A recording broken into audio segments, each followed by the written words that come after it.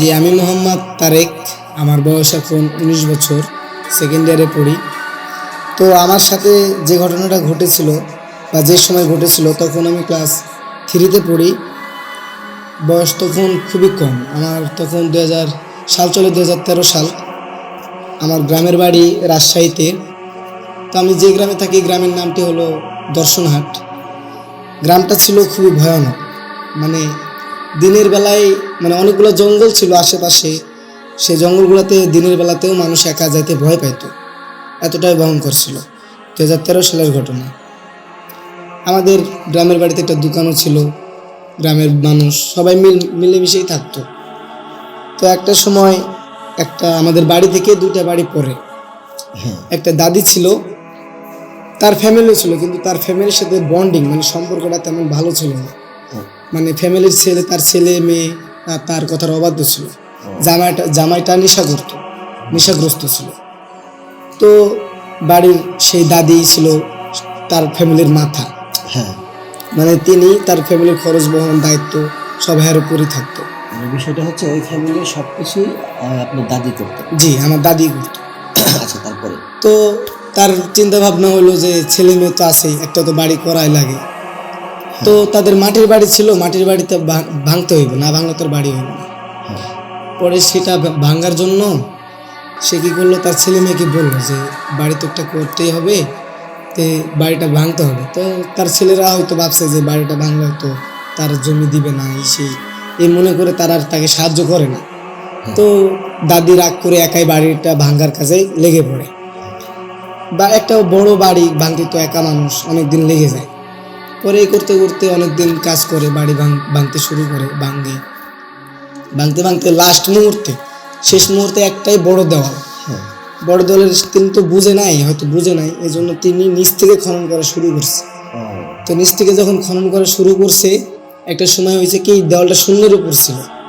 তো পিছন থেকে আরো 4টা মানুষ, একাই তো পারতেছে না। পরে আরো 4টা মানুষ রাস্তা দিয়ে যাইতেছিল, তখন তাদেরকে ডেকে বলা হলো যে, আমার দাদি বলতেছে তাদের যে, বাবা দেওয়ালটা তো ভাঙছি, তোমরা একটু যদি সাইড থেকে ধাক্কা দিতা তাহলে দেওয়ালটা হয়তো পড়ে যাইতো। পরে তারা কি করলো, তার কথা শুনে দেওয়ালটা ধাক্কা দিল। কারণ তারা বিপরীত পাশে ধাক্কা না দিয়ে যে পাশে পড়বে সেই পাশেই ধাক্কা দিতেছে। এই মুহূর্তটাই উনি ছিল মাটি সরাইতেছিল। মাটিটা সরাইতে সরাইতে ধাক্কা দেওয়ার পরে দেওয়ালটা আমার দাদির এই পাশে এসে পড়ে। দেয়ালটা হলো ওই লোকজন ধাক্কা ওই পাশে না দিয়ে যে পাশে আপনার দাদি সেই পাশে ধাক্কা দেয়। জি, এবং দেয়ালটা আপনার দাদির শরীরে যায় পড়ে। জি, তারা মনে করে যে দাদি ওখানে নাই, দেওয়ালটা ধাক্কা দিয়ে এক সাইড থেকে তারা সাইডে দেখা যেতেছে। বুঝতে পারছি। পরে ধাক্কা দিলে তার আওয়াজ শুনতে পায়, একটা চিৎকারের, ভয়ঙ্কর চিৎকারের আওয়াজ শুনতে পায়। পরে যা দেখে যে তিনি মাটির দেওয়ালের চাপায় পড়ছে। চিপায় পড়ার পরে দেওয়ালটা অনেক বড় দেওয়াল, কোদাল দিয়ে ভাঙছে, ভাঙ্গা তাকে বের করা হয়েছে। বের করার পরে তার যে একটা চেহারা আসছে মৃত্যুর পর, মরে নাই। ওই সময়টা তার মারা গিয়েছিল না, ওই সময়টা তিনি মারা যায় না, জীবিত ছিল। তবে জীবিত থাকা মরে যাওয়ার মধ্যে কোনো পার্থক্য ছিল না মুহূর্তটা।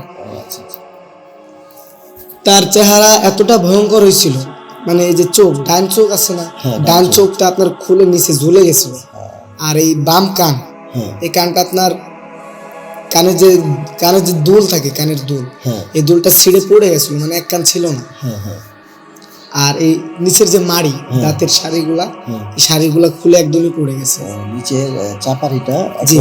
আর মাটি পড়ে চাপা পড়ে মরছে, অনেক রক্ত, এমনিতেই ভয়ঙ্কর হয়ে গেছে। অনেক মানুষজন আসার পরে তাকে এখন লাশ বাঁচানোর চেষ্টা চলতেছে, হসপিটালে নিয়ে যাবে। এমন অবস্থায় কোনো গাড়ি গড়খা পাইতেছে না। এমন অবস্থায় তাদের বাড়িতে একটা ভ্যান ছিল, সেই ভ্যানে তুলে তাকে হসপিটালে নিয়ে যাওয়ার চেষ্টা চলতেছে। এমন অবস্থায় তাকে ভ্যানে তুলতে তিনি মারা গেছে, আর বাঁচাইতে পারে না। পরে তাকে দেখতে অনেক মানুষ আইছে, ছোট বাচ্চা, গ্রামের সব মানুষ আইছে আশেপাশের। আর আসার পরে তাকে দেখে সহজে কেউ তার কাছে আর যাইতেছে না, একবার দেখলে দ্বিতীয়বার যাইতেছে না, ভয়। চেহারাটা এতটাই ভয়ঙ্কর হয়েছে, যে দেখছে সেই ভয় পাচ্ছে। জি, বিশেষ করে বাচ্চা যারা ছিল তারা এমন অবস্থায় তাকে তো এখন মরে গেছে, এখন আর কিছু তোর করার নেই। তাকে গোসল টোসল করানো হলো, জানাজা দেওয়া হবে। জানাজা দেওয়ার জন্য তাকে মসজিদে নিয়ে যাওয়া হলো। নিয়ে যাওয়ার পরে জানাজা পড়ানো হলো।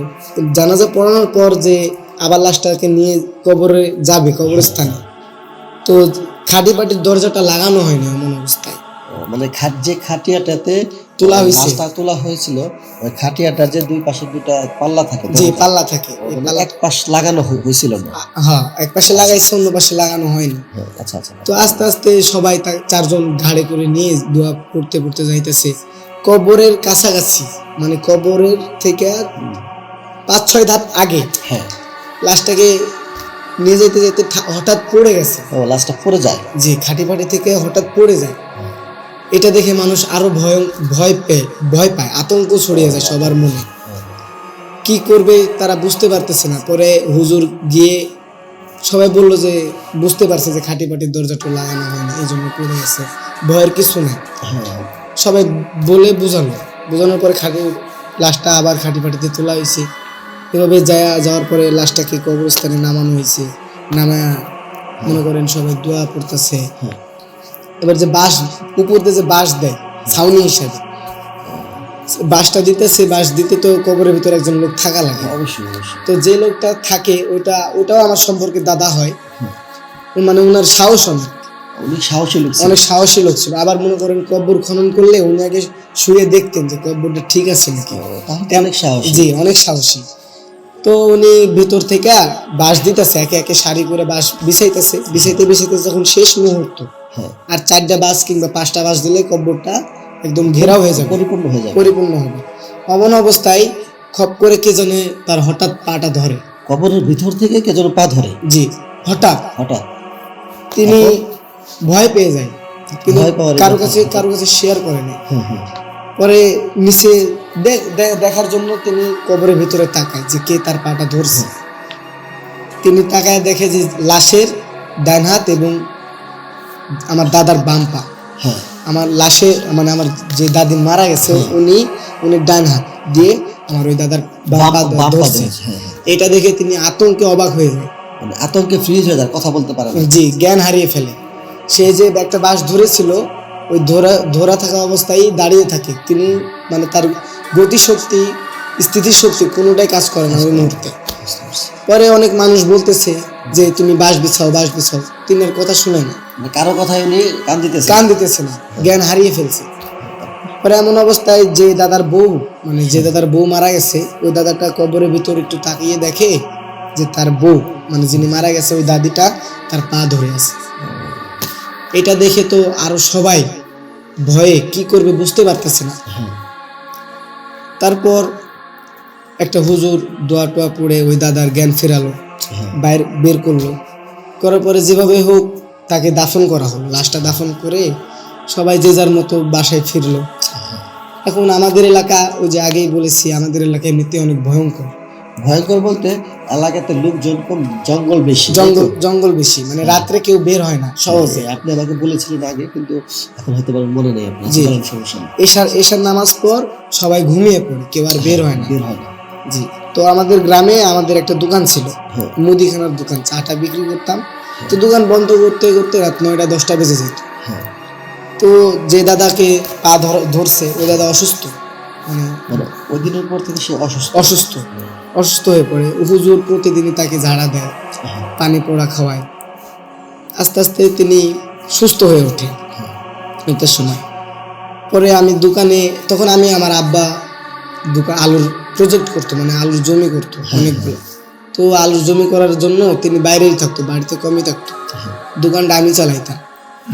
স্কুল শেষ করে আপনার দোকান? জি, বিকালে মানে সকালে দোকান খুলতাম, স্কুলে যাওয়ার আগে বন্ধ করে স্কুলে যেতাম। আর রাত্রে আইসা বিকাল 4টার দিকে আসরের নামাজ পর দোকান খুলতাম, রাত 9টা-10টা বাজে বন্ধ করতাম। তো এমন অবস্থায় তার যেখানে লাশটা দাফন করা হয়েছে তার পাশে আমাদের দোকানটা ছিল। তো আমি ছোট মানুষ, অনেক ভয় লাগতো দোকানে বসে থাকতে, একা একা ভয় করতো খুব। পরে আমার চাচারা বসে থাকতো আমি দোকান বন্ধ না করা পর্যন্ত। পরে একদিন দোকানে বসে আছি, হঠাৎ দেখি যে ওই দাদি মারা গেছে, দোকানের সামনে দিয়ে হাইটে যাইতেছে। ওই অবস্থায় আমি আর আমার এক বড় আব্বু বসে আছি দোকানে। পরে বড় আব্বু খেয়াল করে নাই, মানে তিনি বিড়ি খাইতেছে কার সাথে যেন কথা বলতেছে মোবাইলে।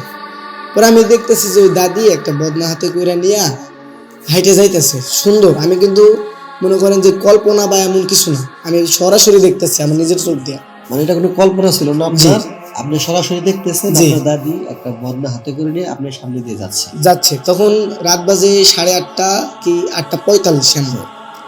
পরে আমি ভাবতেছি যে একটু মরে গেছে, হাঁটি কিভাবে বা যাইতেছে কেমনে। পরে আমার বড় আব্বুকে দেখাইলাম যে বড় আব্বু এটা না কয়দিন আগে মারা গেছে। পরে কয় কারে দেখোস? আমার বড় আব্বু দেখে না। আমি জিজ্ঞাসা করতেছি, আমার বড় আব্বু দেখে না, অথচ আমি দেখতেছি। দেখার পরে বড় আব্বুকে আবার বললাম, না বড় আব্বু আমি দেখছি। কয় কি দেখছ তুই? আমি বললাম আমার দাদিকে দেখছি আমি। তিনি সরাসরি বদনা হাতে করে নিয়ে হাইটে যাইতেছে। বিষয়টা হচ্ছে মানে আপনারা দুজন ছিলেন, আপনি আপনার বড় আব্বু, জি। সেক্ষেত্রে আপনি দেখতেছেন আপনার দাদিকে, কিন্তু আপনার বড় আব্বু দেখতেছেন না, আমার বড় আব্বু দেখতেছে না। পরে তাকে আর বিশ্বাস করাইতে পারলাম না। পরে কিছুক্ষণ পর আমি দোকান বন্ধ করব, আমার বড় আব্বু সাইডে যে কথা বলতেছে, মানে আমার দোকানের সামনে একটা জঙ্গল ছিল, আর জঙ্গলের সামনে রাস্তা, তার পাশে এই পাশে আমার দোকান। পরে ওই জঙ্গলে আমার বড় আব্বু প্রস্রাব করতে গেছে। প্রস্রাব করার জন্য গেছে, প্রস্রাব করতে বইছে, কব্বরের পাশেই প্রস্রাব করতে বইছে। তো কব্বরের পাশে প্রস্রাব করতে বইছে, যখন বইছে তখন দেখে যে ওই দাদিটা ওখানে উজু করতেছে, ওই কব্বরের পাশে উজু করতেছে। তো উজু করা দেখা তিনি ওখানে জ্ঞান হারিয়ে ফেলছে। ওখানে দেখে জ্ঞান, এখন আমি ছোট মানুষ, আমি কি করবো বুঝতেছি না। এখন আমি বাসায় যে যাব, আমি বাসায় যাওয়ার জন্য হাঁটতেছি, আমার পিছনে পিছনে কে জানি আসতেছে। মানে আপনার মনে হচ্ছে যে আমার পিছনে পিছনে কে জানি আসতেছে। আমি যে এত জোরে জোরে হাঁটতেছি, আমি এত জোরে হাঁটা আমার পথ আগাইতেছে না, আমার মনে হইতেছে আরো দূরে বাইরে যাইতেছে। গেছি বাড়িতে গেছি, আমার দাদারে বলছি, দাদা এই অবস্থা। দাদা দৌড় মেরে গেছে বড় আব্বুর কাছে, জ্ঞান ট্যান ফিরছে। পরে যায় তাকে ঝাড়া ফুদিছে। এমন করতে করতে অনেকদিন যায়। যাওয়ার পরে হঠাৎ যে দাদার বউ, ওই দাদার কাছে আইছে ওই দাদি, মানে স্বপ্নে আইছে, স্বপ্নে দেখতেছে। দেখার পরে তাকে বলছে যে আমি তো বাড়িটা কমপ্লিট করতে পারি নাই, আমার জীবনের ইচ্ছা ছিল আমি বাড়িটা কমপ্লিট করব। তোমরা তো আমার কথা কেউ শুনো নাই, আমি একা একাই নেমে পড়ছিলাম আমার কাজে, আমি তো অসম্পূর্ণ রেখেই চলে আইছি। এখন আমার খুব ইচ্ছা তোমরা আমার বাড়িটা কমপ্লিট করে দাও।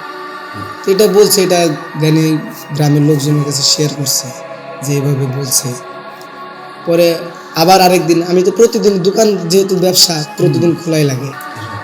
পরে একদিন বসে আছি, তিনি আসছে, আমরা আবার ওরকম সময় 8টা-9টা বাজে, ওই সময়, জি ওই সময়, একই সময় এমন অবস্থা, ওইরকম সময় আইতেছে। তবে তিনি যে মারা গেছে লাস্ট যে অবস্থায় ছিল, সেদিন ওই অবস্থায় আইছে, মানে পরের দিন সেই অবস্থায় আসে। জি, আর আগের দিন ভালো অবস্থায় ছিল, পরের দিন ওই অবস্থায় আইছে। আসার পরে আসলে আমার শরীর ঘামতেছে। ভয়ঙ্কর চেহারা ছিল, এতটা ভয়ঙ্কর ছিল। আর মরার পরে চোখ একটা যে চোখ ছিল, এটা মনে করেন খয়েরি কালার হয়েছিল। তো ওই অবস্থায় আইছে, যাইতেছে, আসে যায়। মানুষজন এটা দেখে আর গ্রামের বাইরে আর বাড়ায় না রাত হইলে। মানে রাতে বের হইলেই ওইসব মানুষকে বিভিন্ন ভাবে দেখা দেয়, ভয় দেখায়। আচ্ছা, তারপর এমন করতে করতে অনেকদিন যায়। যাওয়ার পরে অনেক হুজুর কবিরাজ ধরে, যে অবস্থায় গ্রামে তো কাউরে ঠিক থাকতে দেয় না, ঘুমাইতে দেয় না ঠিক মতো। পরে একটা মিলাদের আয়োজন করে, সবাই মিলে আয়োজন করে। এই মিলাদের আয়োজন করার আগেই ওই দিন লাস্ট আইতেছে। আসার পরে সরাসরি তার বাড়িতে যায়, মানে কবর যেখানে, এই কবরস্থানে যায়। প্রতিদিন এই পাশ দিয়ে যাওয়া আসা করে। যাইতে যাইতে একটা কাকা আছে আমার, তিনি ভয় না পেয়ে তাকে জিজ্ঞেস করে যে কাকি, ওনার তো আবার কাকি লাগে। পরে কয়, কাকি আপনি এভাবে প্রতিদিন যাওয়া আসা করেন, এতে তো আমাদের সমস্যা হয়, অনেক ভয় পাই আমরা। তিনি কথা না বলে সরাসরি তাকে কবরের স্থানের দিকে নিয়ে যায়। তিনিও সাহস করে কবরের ওদিকেই যায়। যাওয়ার পরে ওখানে যে শুধু বলে যে আমি কোনো ভুল করি নাই। হ্যাঁ আমি দুনিয়ার জীবনে কোনো ভুল করি নাই, কারো ক্ষতি চাই নাই। কিন্তু ওই যে লাশ পড়ে গেছিল, হ্যাঁ কাঠি বাড়ি থেকে যে লাশ পড়ে গেছিল, হ্যাঁ তার কষ্ট একটাই যে তাকে যে তিনি পড়লো কেন, হ্যাঁ তিনি পড়লো কেন খাটি বাড়ি থেকে। তো আমার কাকাকে বলে যে আমি তো কোনো দোষ করিনি, তোমরা আমাকে কবর দেওয়ার সময়ও কেন আমাকে এভাবে কষ্ট দিলা, আমি এমনিতেই কষ্ট পেয়ে মরছি, আমাকে কেন আবার কষ্ট দিলা। তো তিনি বুঝতে পেরে বলল যে ও এই ব্যাপার, তাহলে আমরা একটা কি করতে পারি এখন। তা আমি তিনি বলতেছে যে আমার এখন কোনো কিছু চাওয়ার নেই, যেহেতু কষ্ট পেয়েই ফেলছি, কষ্ট দিছই, হ্যাঁ আমি এখন চাইতেছি যে আমার নিয়তে তোমরা পুরো যত গরিব মানুষ আছে এলাকার সবাইকে একটা আয়োজন করে খাওয়া, যাতে আমার আত্মাটা শান্তি পায়। তো তার কাকা তার কথা শুনে চলে আসে। আসার পরে তিনি অবাক হয়ে থাকে, যেহেতু একটা মরা মানুষের সাথে কথা বললে সবারই একটা ভয় লাগবে, ভিতরে আতঙ্ক কাজ করবে। হ্যাঁ তিনি আসার পরে এক হুজুরের সাথে কথাটা শেয়ার করার পরে এই মিলাদের আয়োজন করার পরে আয়োজনে সবাই শরিক হয়, উপস্থিত হওয়ার পরে সবার কাছে তার পক্ষ থেকে মাপ চায়। তার স্বামী মাপ চাওয়ার পরে মিলাদের সবাই ব্যবস্থা শেষ হয়, সম্পূর্ণ হয়, কাজ সম্পূর্ণ করার পরে তার জামাইকে বলে যে আমার তো একটা ইচ্ছা ছিল যে বাড়িটা কমপ্লিট করা, আমার খুব ইচ্ছা তুমি আমার হয়ে বাড়িটা কমপ্লিট করো। তো তার স্বামী তখন বুঝে তার বাড়িটা কমপ্লিট করে। এই ছিল আমার কাহিনী। আচ্ছা, ধন্যবাদ তারেক ভাই। আমাদের এই গল্পটি যদি আপনাদের ভালো লাগে থাকে তাহলে অবশ্যই একটা লাইক করবেন এবং আপনাদের মূল্যবান মতামত কমেন্টসের মাধ্যমে জানাবেন। এবং আপনাদের যদি এমন কোনো ঘটনা থাকে, এরকম ভয়ঙ্কর ভূতের অভিজ্ঞতা থাকে, সেক্ষেত্রে আপনারা গল্পগুলো আমাদের কাছে পাঠাতে পারেন, আমরা সম্ভব হলে প্রচার করব। আরও নতুন নতুন ঘটনা পেতে আমাদের চ্যানেলটি সাবস্ক্রাইব করবেন। ধন্যবাদ সবাইকে।